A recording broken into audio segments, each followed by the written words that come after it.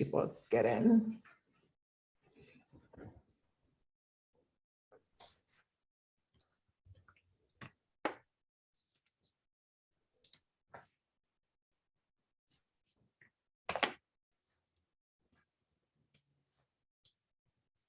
Just gonna let people come into the room while we're getting ready for Rachel Weber. Thanks everybody who's already in the room for attending the live event. And if you're watching the recording, thank you for joining. Feel free to add questions to the chat at any time. And we're going to go ahead and get started. So welcome everybody to Female Disruptors. Our March event is focused on women making history. And today I have Rachel Weber. She is the Chief Brand Officer of Playboy. And I met Rachel at an NFT conference a couple months ago and heard this presentation and was able to talk to her off stage, and super inspiring, talking about how Playboy's, the iconic brand, has transitioned into Web3 and NFTs. And Rachel comes from National Geographic before Playboy and Tumblr before that. And Rachel, I'm going to hand it over to you, and you can add to your journey before we get started of, how you landed at Playboy. I love that story as well. And then, get started with your presentation. So without further ado, Rachel Weber, thank you. Great. Thank you so much for having me. I pulled up the presentation because some of how I ended up here, I have a couple of visuals to support that story. But yes, very excited to be here and share what we've been up to at Playboy, and really dive into also what we've been up to in the world of Web3, which is, a space that is kind of disrupting all of us around us as well. And as Lisa said, we met just about 6 weeks ago in Jackson, and Lisa was so inspired by you too, and what you're building and what you've built, and congratulations on this morning and, everywhere that you're going to take this. So really excited and honored to be a part of it. As Lisa said, thought it would be fun to start with a bit of my background and how I ended up at Playboy. So my background is a hybrid of roles at big traditional media companies, and then some experiences in consumer tech. So started my career in the News Corp Fox ecosystem, working on everything from our big pay TV business in Australia, lived in Sydney for a bit, to working at some of the Fox studios on our big TV properties and kind of a business development marketing capacity. And then, as Lisa said, got some experiences in consumer tech as well. I was pretty early at Tumblr, which was an incredible experience to be in a product-driven environment, and went on to Rovio, which is the company that makes Angry Birds.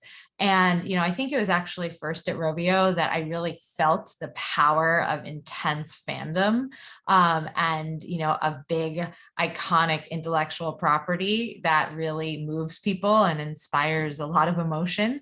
And obviously the power of a mobile touchscreen and of gamification. There's a lot that, I learned at Rovio that's actually kind of become more relevant in my day-to-day as we think about the NFT and the Web3 and crypto ecosystem. And then most recently, I was at National Geographic, where I ran the digital organization there. And, similarly at Nat Geo, I think it was, I was reminded of the power of big brands to really inspire people, for people to actually, you kind of help, that big brands can help people express their own identity. You think about wearing a National Geographic t-shirt and what that means. And I saw the power of that kind of association, and how brands can play a real role in people's lives. Then, about a few years ago, I moved back to LA. Let's see if I can make this work. And the Playboy team reached out.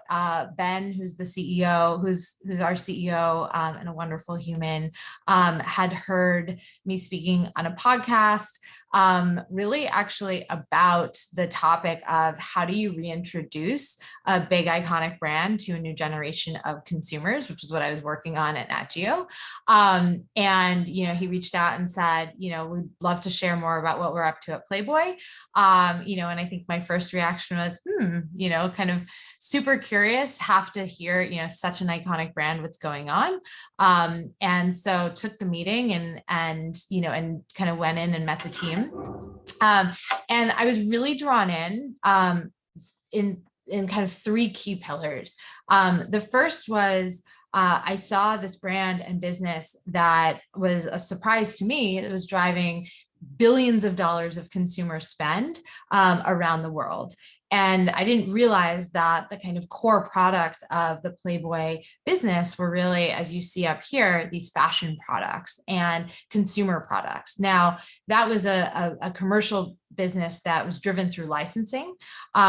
And what we saw and what Ben and I connected on in those early days was we have this enormous opportunity to transform a lot of those operations to owned and operated operations and direct to consumer operations, so we can capture 100 cents of consumer spend versus 5-6 cents in a licensing model. So it was a surprise to me that this was the business, and then I was really enthralled by the growth opportunity and to get to participate in building out those new operations. The second key reason that I was super drawn in, and I mentioned this morning, Lisa, on the panel, was the team that I met. This was a picture of us when we did a piece with the New York Times, probably 6 months or so after I started. And I met a team that was the most creative, passionate, thoughtful, team that I'd ever met. With so much energy and passion, A, for the Playboy brand, and B, for the concept of what does it mean to revolutionize these core pillars and these core values around free expression, sexual liberation, sex positivity, and how do we bring that forward? How do we recognize and dig into the DNA of the Playboy brand and see what is in there that we believe is worthy of bringing forward today? And also, how do we address and confront the issues from Playboy's history and heritage that are not what we want to bring forward?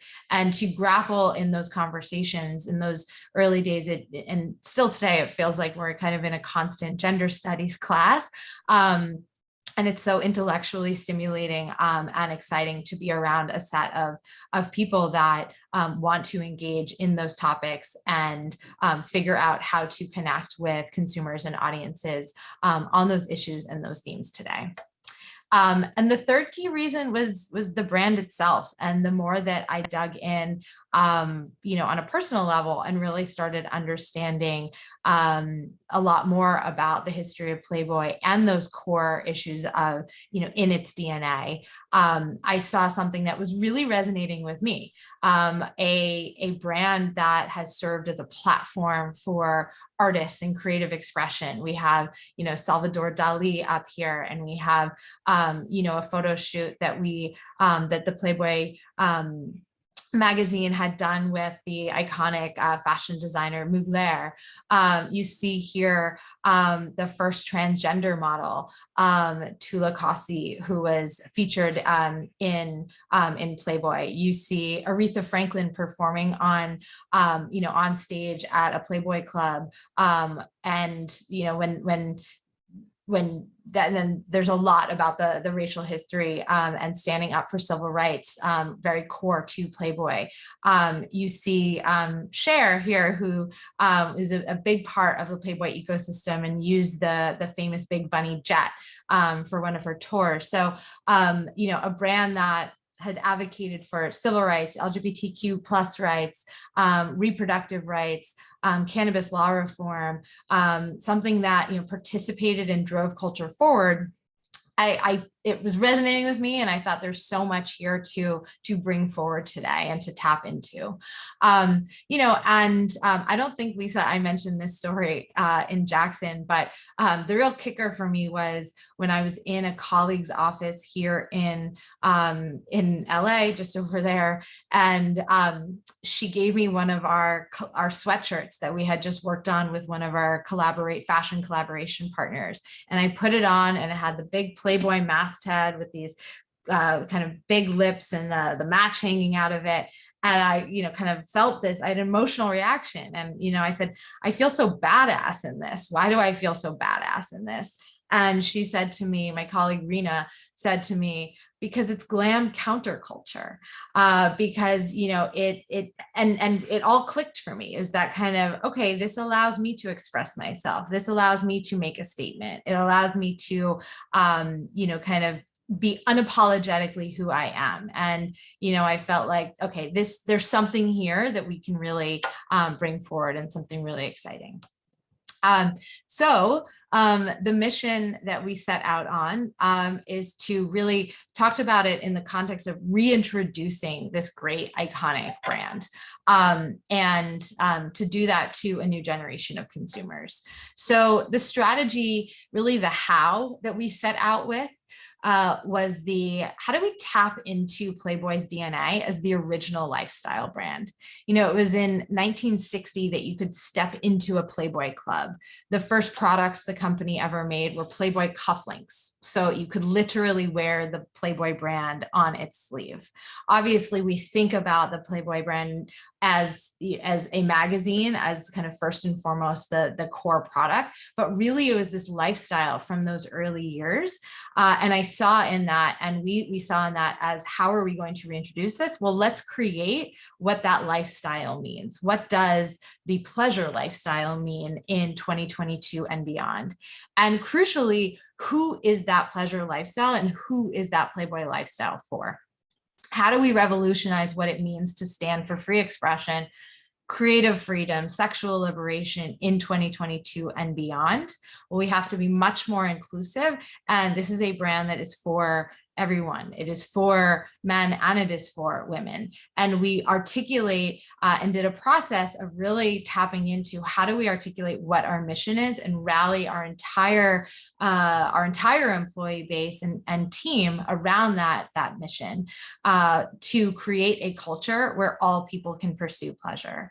And all of the words in here are obviously intentional, especially the words create a culture, all people pursue pleasure. We believe if you're in the business of creating culture, you're perpetually moving forward. The Playboy brand has looked very different from the 60s, the 70s, the 80s, the 90s, obviously from an aesthetic perspective, from the perspective of the voices that it's championing. And so what does that mean for us to do a bit of introspective on how do we take this forward, and how do we continue participating at the tip of the spear of culture? And so the how, really the strategy that we've employed for reintroducing that brand, starts first and foremost with the content that we're creating. So we created content with some of the biggest names on the planet, and really passed the mic to those that we believe represent creating a culture where all people can pursue pleasure today. So, worked with Lizzo, worked with Bretman Rock, worked with Bad Bunny, as you see here. With the Bad Bunny conversation, it was really conversation about, what does masculinity mean? How do we grapple with kind of the norms of a conversation around masculinity? With Lizzo, it's a conversation around body positivity. With Bretman Rock, it's a conversation on what does it mean for a male gay icon to be on the cover of Playboy, recreating the famous Kate Moss, famous Kate Moss cover, and what that sparks, and the notion of representation in that. And in creating this content too, from a tactical perspective, really leaning into new formats, pushing this out across social channels, not solely leaning on, the historical print format. Second key kind of pillar that we focused on over the last few years was also tapping into those core franchises that we've had, and kind of reintroducing those in new formats and doing those with the biggest voices on the planet. So you think about the Playboy interview, in a platform that hosted conversations with Martin Luther King, to Elton John, to Whoopi Goldberg. So we did things like the Playboy interview with Tarana Burke here, who's the founder of the Me Too movement. Worked with Jamel Hill and Jamila Jamil and Cecile Richards, Jeremy O'Harris, and really, those that are driving culture forward, and the revolutionary voices of today.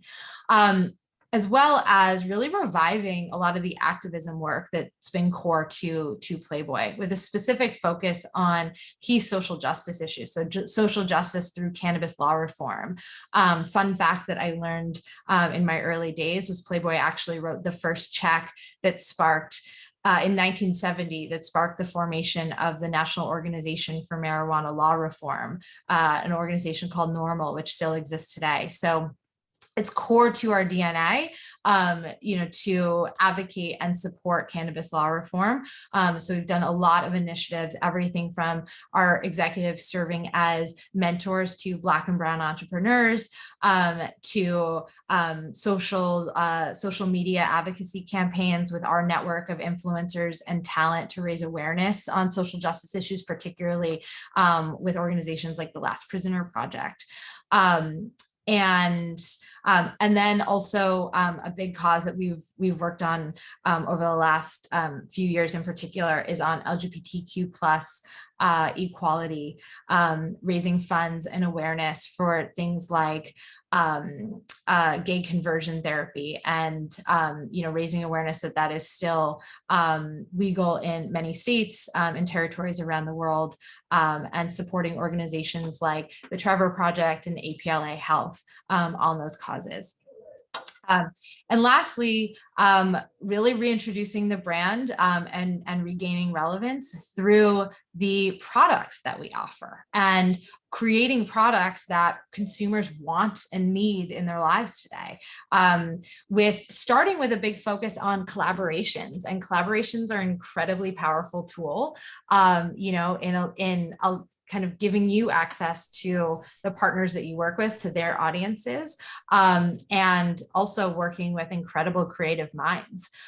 So what you see here, is on Jay-Z, our collaboration with Amiri, on Bella Hadid, our collaboration with a brand called Soulland, and those are, kind of pretty famous pants now. And in the center is a collection that we actually conceived of and produced ourselves, called Big Bunny. That's one of the kind of tote bags in Big Bunny. Big Bunny was the famous Playboy jet that flew around the skies in the 70s. And we actually are bringing back that franchise, both in the form of a Playboy jet that's kind of a bit of a flying billboard, and allows us to create content with talent and influencers in a very kind of jet set style way. And then we created a lifestyle collection of apparel and accessories, et cetera, that stand for that lifestyle of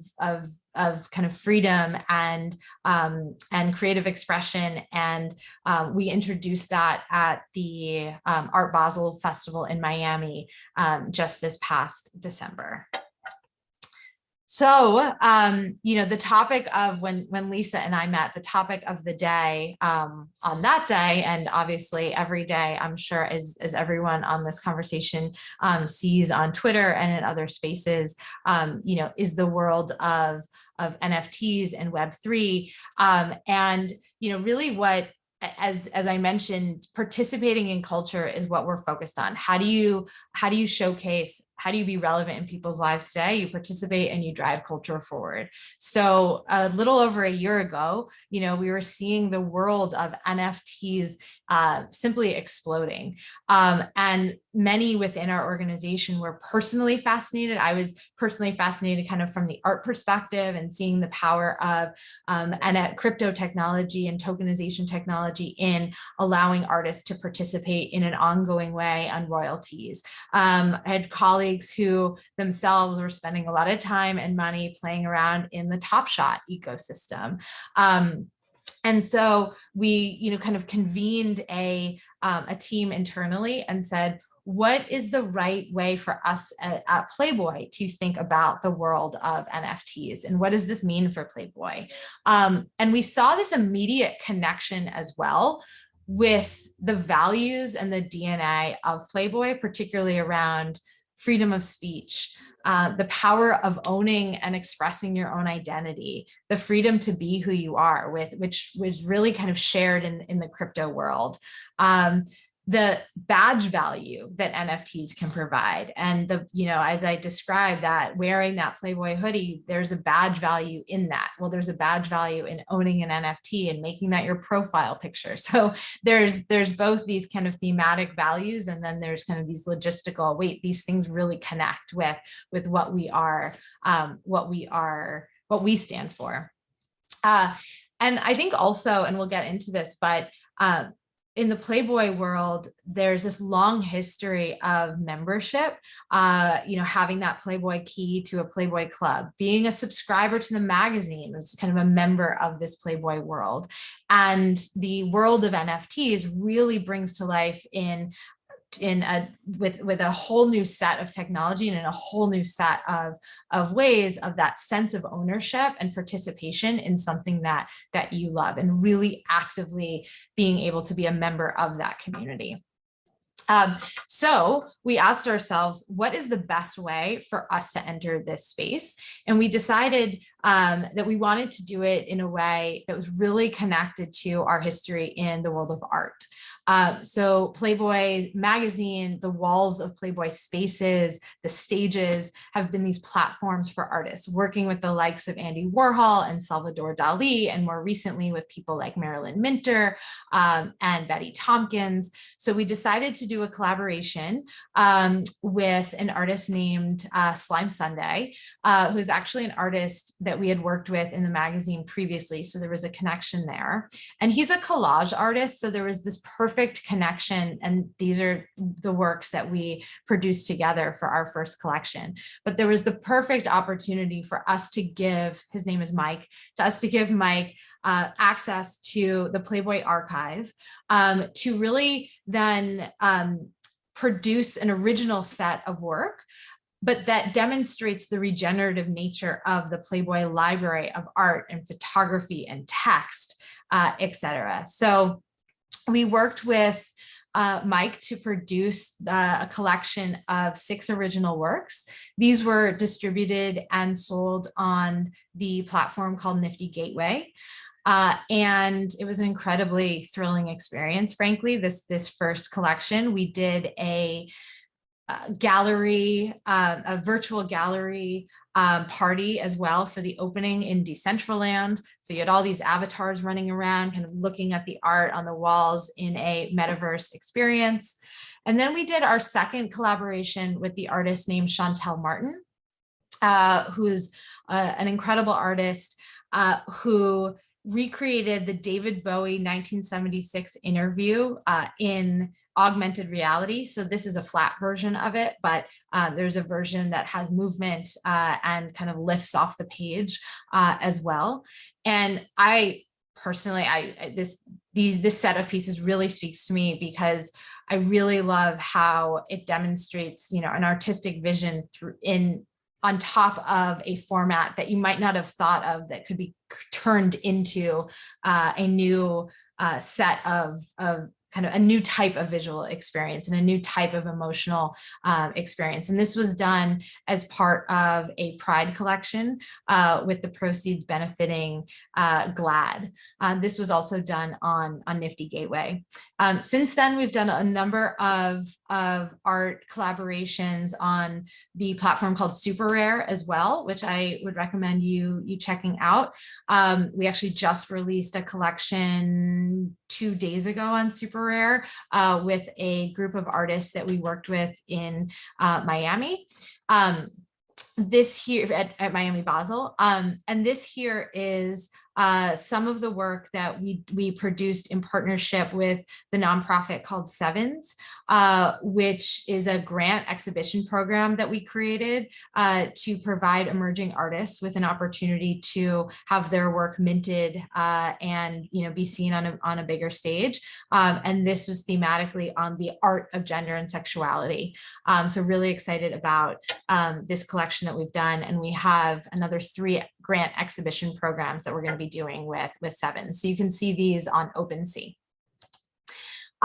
So in our kind of foray into the NFT space, as I mentioned, we have a long history in participating in a world of membership and that kind of key, and what does that key give you access to?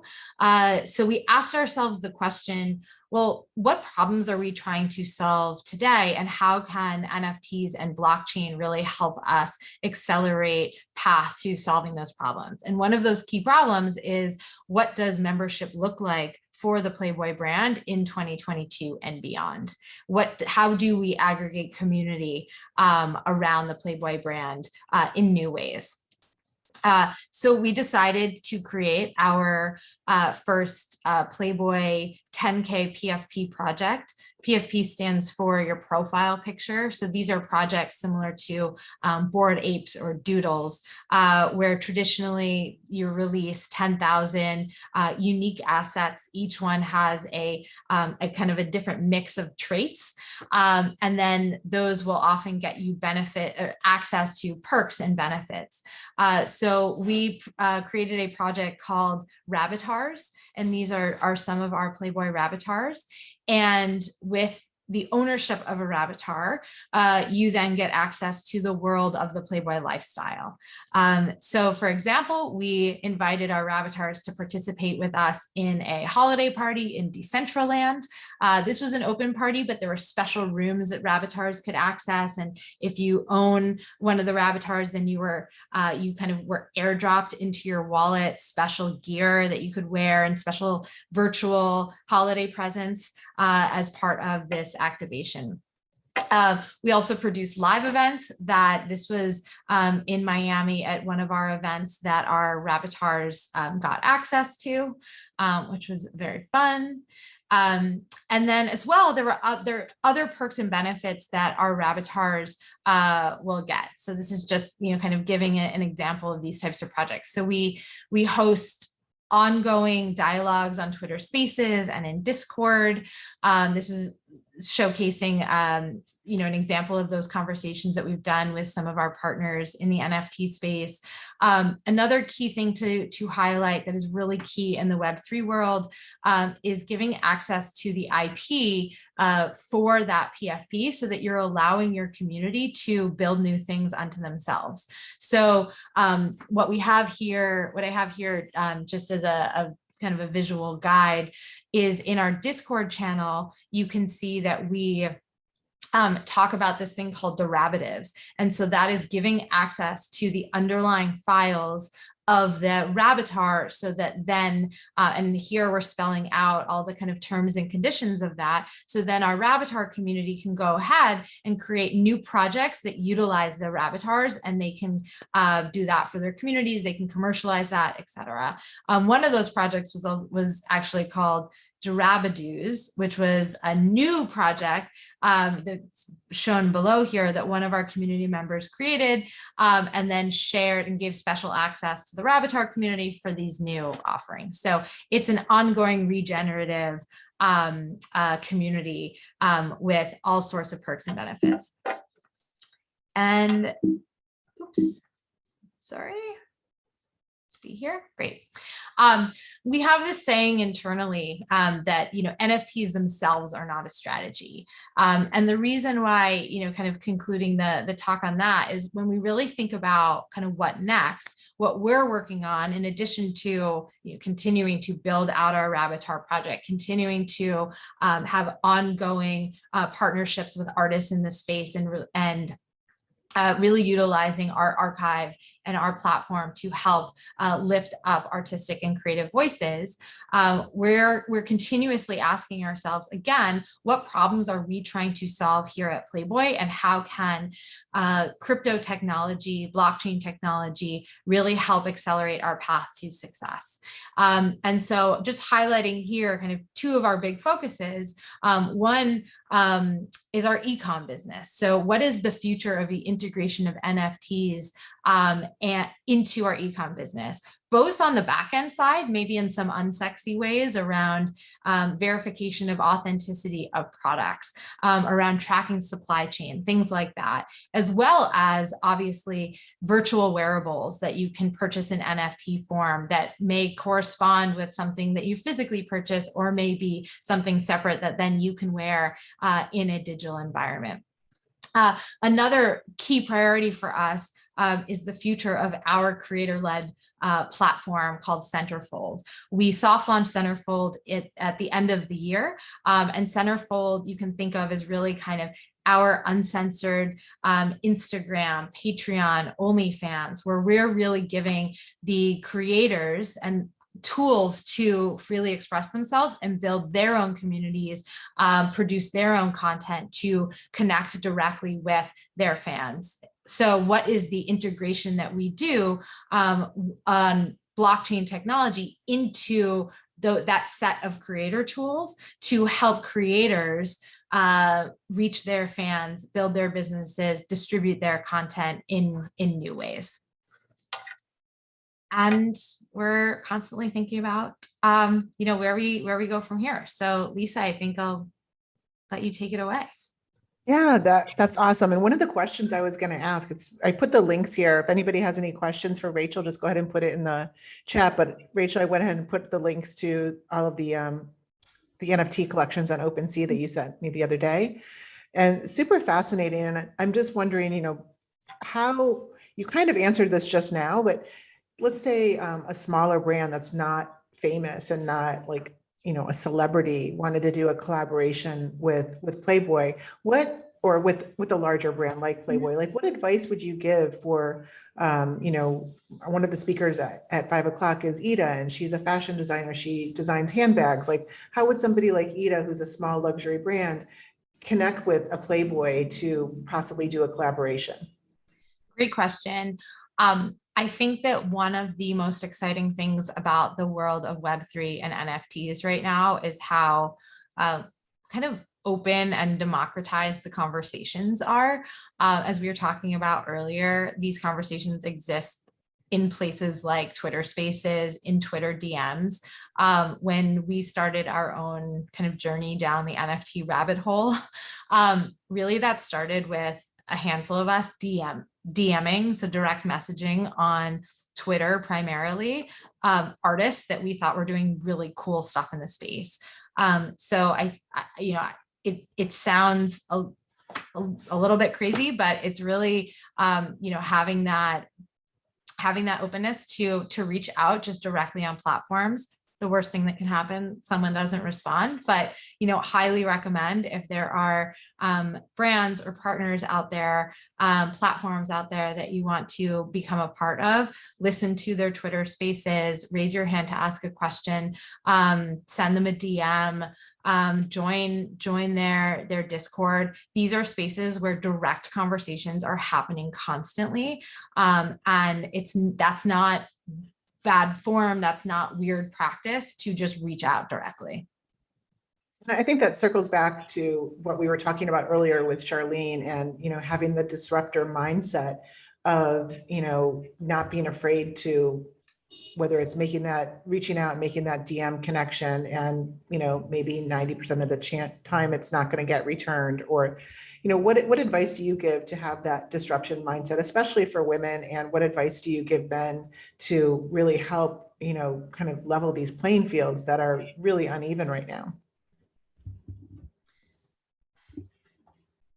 I think one piece of it is just kind of owning that mantra of everyone trying to find their way. and that what's, again, the kind of what's the worst that is going to happen, that person's not going to respond to you.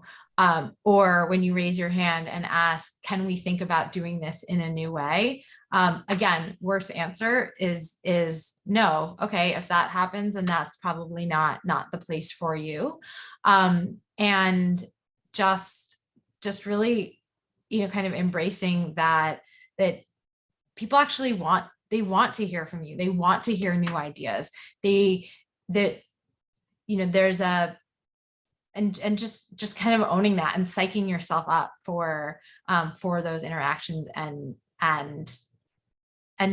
just knowing that you're not alone in kind of wondering if you should speak up, that everyone's trying to kind of figure out, everyone has a bit of imposter syndrome. And so, you should, as much as humanly possible, just try to shed that, and raise your hand and ask the question. And a lot of surprising things can come from that. Aiden is probably not going to be happy that I'm sharing this, but my nephew I don't know if he's still on, but he was like, I'm not going to lie, I'm kind of intimidated to ask a question. And I was like, that's, you need to get out of your comfort zone. And that's for, all genders, is that, it's intimidating to, you're the chief brand officer of Playboy. Like, it's like, wow, like, it's a little bit intimidating. And I think that stops people from making that first move, because they just automatically think, well, no, this is not, I'm, not good enough or not worthy enough. And how do you motivate your team that works with you to have that disruption attitude? I think some of it is, I think as a leader, it's really important to create spaces that are psychologically safe. And to ensure that you're demonstrating active listening, and you're demonstrating an example of, if an idea is thrown out there, even if it's not the perfect solution in the perfect moment, that you're demonstrating that you as that leader are taking that in, that you are using words of affirmation to support the person for speaking up, that you are probably kind of extracting a key insight from that, and maybe connecting that to, connecting that to the next idea, so that you're really showing and valuing that person speaking up. So you're giving them that support and making them want to speak up the next time. I think often in environments, keeping an eye on those that are not the ones who maybe more naturally raise their hand or more naturally throw an idea out there, and finding a way to ask to kind of lift their voice up, but also maybe not put them on the spot in a way that's going to make them uncomfortable. So it's kind of that navigating that. If you see someone kind of like having an idea but struggling to cut through, because a lot of people, the people that always speak are kind of jumping in and, saying, oh, hey, Lisa, you look like you're about to say something. Do you want to share on that? Or, Liz, I know 3 days ago you were telling me about this. Can you share that with the team? And I think it's the role of a leader to be kind of constantly having your eyes and ears on those dynamics, so that you are giving people, like you were saying with your nephew, giving them that first experience of speaking up, making them feel valued in what they have contributed, so that the next time there's just a little bit more confidence, and then the next time they can build a little more confidence. Yeah, I agree. I think it's that feeling of, you're afraid to get out of your comfort zone, and then you go ahead and do it. And then after you do it, like how good it feels that you did it, and then whatever came of that, which is usually something that's unexpected and positive. Exactly. For the most part. Yeah.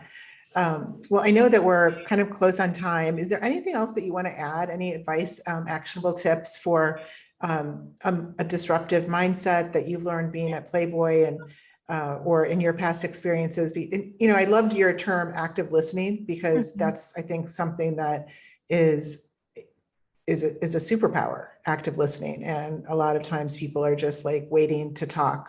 They're not really listening.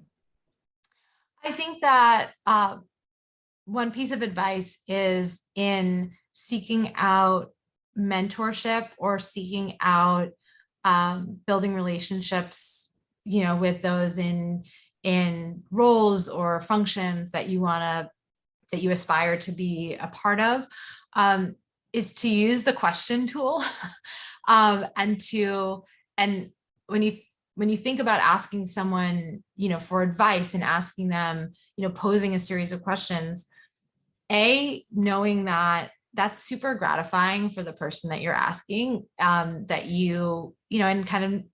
and so that's an amazing thing that you can kind of bring that to someone to say, I really value your advice on X, Y, and Z, and getting specific on how would you go about solving this specific issue, or how can I learn about this specific thing from you. That then makes that other person bought in, and it makes them kind of want to see that through and want to become more connected to your growth, and then following through on that. But finding a way, I really want to, it's not about necessarily going to someone saying, will you be my mentor? It's about going to someone and saying, hey, I have this problem I'm working on solving that I think you've probably dealt with a gazillion times in your career. Could you help walk me through a few of those examples for insights? How should I think about this? And then that builds a conversation and a relationship that has, I think, real meaning and real depth to it that you can build upon. I totally agree. I think that just the whole active listening, and then the mentor feels like they have ownership in exactly whatever you've asked for help. And it's like they're part of the solution. And so now it's not just like, will you help me with this? It's like, I'm part of this. I'm now part of your community or your inner circle, and part of like seeing this through. So I think that's so important, being a mentor and having a mentor. I've always had a mentor since I was in college or even in high school. And, I love mentoring because it's giving back and like helping other people, helping them struggle less and succeed quicker. Yeah, absolutely. All right. Well, awesome. Thank you so much, Rachel, for sharing your time with us and sharing the story of your journey and Playboy and helping female disruptors in the present and in the future. Thank you so much. Thank you so much. Have a great day, and namaste. Bye.